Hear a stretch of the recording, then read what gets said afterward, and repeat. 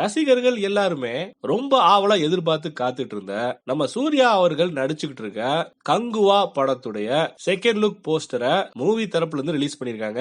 பாக்குறதுக்கு உண்மையாவே வேற லெவல்ல இருக்கு. இந்த படத்தோட டைரக்டரான சிறுத்தை சிவா அவர்கள் பொதுவாவே ஃபேமிலி ஓரியன்டட் சப்ஜெக்டா தான் எடுத்துட்டு இருந்தாரு. ஆனா யாருமே எதிர்பார்க்காத மாதிரி இந்த படத்தை ஒரு வித்தியாசமான ஜேர்னல்ல சிவா அவர்கள் எடுத்துட்டு இருக்கதா நிறைய இன்ஃபர்மேஷன் வந்துட்டு இருக்கு. அது மட்டும் இல்லாம இந்த மூவியோட போஸ்டர்ஸ பார்க்கும் போதுமே அப்படிதாங்க தெரியுது.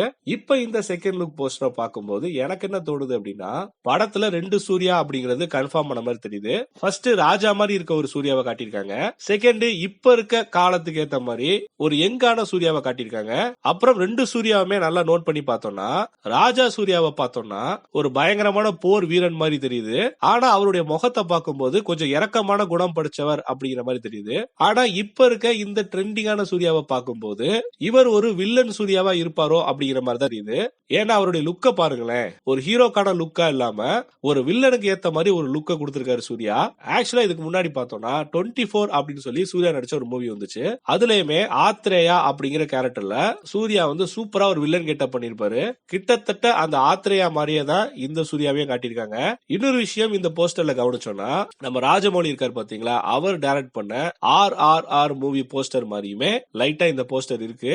ஏன்னா அந்த போஸ்டர்லயுமே பாத்தீங்கன்னா ஒரு பக்கம் நெருப்பு இருக்கும், இன்னொரு பக்கம் நீர் இருக்கும். நெருப்ப ராம் சரணாவும் நீரை ஜூனியர் என்டிஆராவும் காட்டியிருப்பாங்க. சோ அதே மாதிரிதான் இந்த போஸ்டர்லயும் ராஜா சூர்யா நெருப்பு பக்கம் இருக்க மாதிரியும் இப்ப இருக்க காலகட்டத்தில் இருக்க சூர்யாவை ஒரு நீர் மாதிரி காட்டியிருக்காங்க.